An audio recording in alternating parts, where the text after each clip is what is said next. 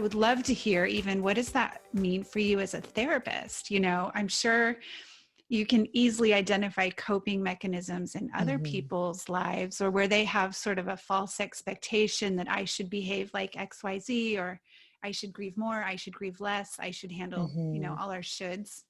Yeah. How do you start recognizing that in yourself?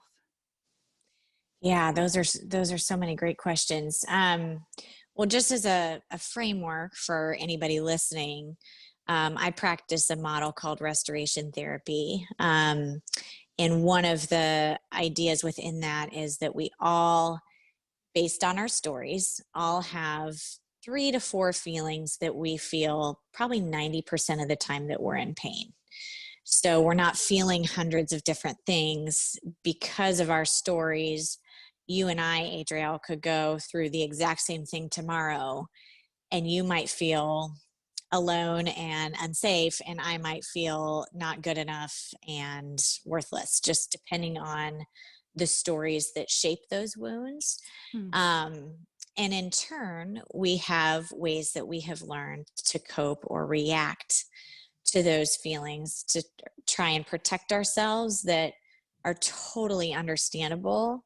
I've never heard someone's story and those things not make sense, but are ultimately not helpful, and will track back to those very feelings. And so there's 4 ways that people tend to cope with pain.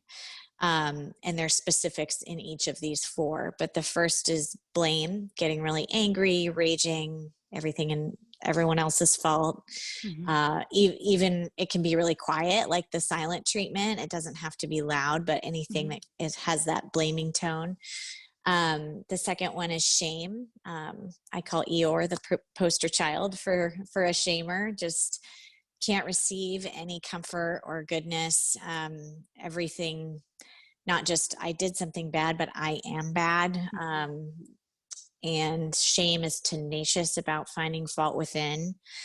The third one is control. And this is what we were talking about earlier. A lot of these behaviors are really celebrated. They can look like hard work and discipline and performance and perfectionism, which can earn a lot of praise. But when they're a reaction to a lack of value we feel or feeling unsafe, they're not going to serve us well. And then finally, escape, which is just exactly how it sounds, but it has a lot of faces. We can escape with drugs, alcohol,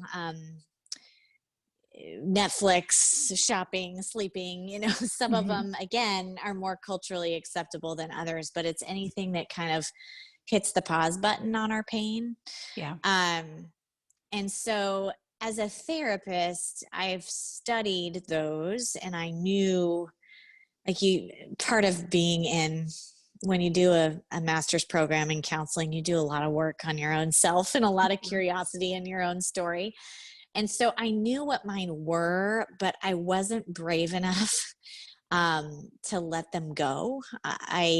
When I say letting go in the book, I think I'm being quite generous with myself that actually they were forced from my hands. And I tried them again when I got to Connecticut, and by God's grace, they just didn't work. And that was really painful. But as you know, when you confront infertility or miscarriage, I confronted something that no amount of hard work or goodness on my part was going to change. Right.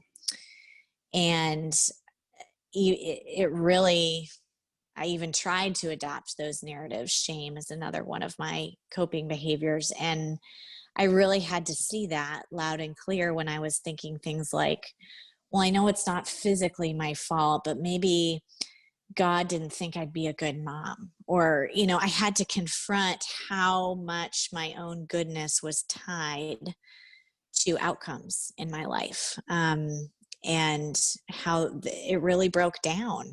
And by God's grace, those associations were loosened, and those are still the things when I'm in pain I'm tempted to do. They don't go anywhere, but you do get better at recognizing them and working with them. Yeah. And so you're saying that with these four like major types of coping behaviors, that most Yeah. of us would have a predominant one according to our Yeah. story. But we could Yeah. recognize ourselves with all of them as well, or Yeah. how I does that think, work? you can do 1, 2, 3, or all four of those. Might be in, your repertoire of things you do to protect yourself. I would say most people have like 1 or 2. I would say Mm-hmm. 2 is probably the most common. And then there's specifics in each of those. So Yeah. Yeah. you might do 2 from one category and 2 from another. You might start with 1, and then when that doesn't work, Mm-hmm. move down the line. But Yeah. Yeah. yeah, I mean, do I do all 4 at some point? Yes. But the reality is escape probably isn't going to be the first thing I pick up. Whereas Mm-hmm. somebody else, that might be how they learn to survive hard things. And so our stories really shape what we tend to pick up first, the shield we tend to Yeah. use the most. And so, I'm sure that as you gave those descriptions, most people could identify with 1 or 2 of Mm, those. Um, is it when you can identify a coping mechanism or a coping behavior? I mean, that's obviously there for a reason, right? Like, because mhm, we are trying to protect ourselves. So mhm, when does it become, okay, this is about survival and getting mhm, through it, sort of that initial reaction, knee jerk mhm, thing that we can't help. It's mhm. hardwired somehow. And yet then moving beyond that to something that is more healthy and is more productive. How do you make that transition? And how much of that is willpower? And, where does that come from? Yes, that's a great question. I think over time, the hope is that we can retrain our brains. But willpower, even for the most disciplined person, won't get us very far. Mm-hmm. Maybe 1 or 2 days of different behavior.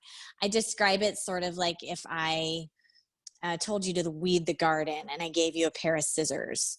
You wouldn't see the weed for a few days, but because the emotional root is there, it would be a matter of time before that weed popped up again. And so, really, it's looking at the feeling that's driving that behavior.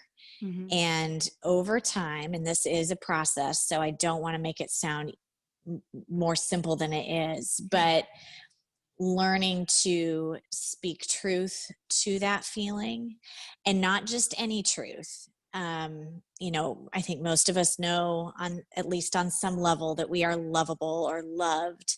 But if you're feeling unsafe, knowing you're loved is great, but it doesn't target that feeling. So it really has to be a Right. word or a phrase that speaks truth to that feeling. Um, and here's where it's important, because especially for people who are grieving, and you and I both know what this is like, it doesn't help to talk someone out of their feelings. Yeah.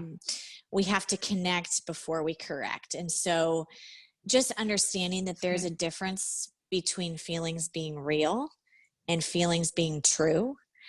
And the feeling Mm. can be real, Mm-hmm. and there could be a truth that speaks to it Mm. at the same time. So Yeah. in speaking truth to it, we're not saying the feeling isn't real or understandable.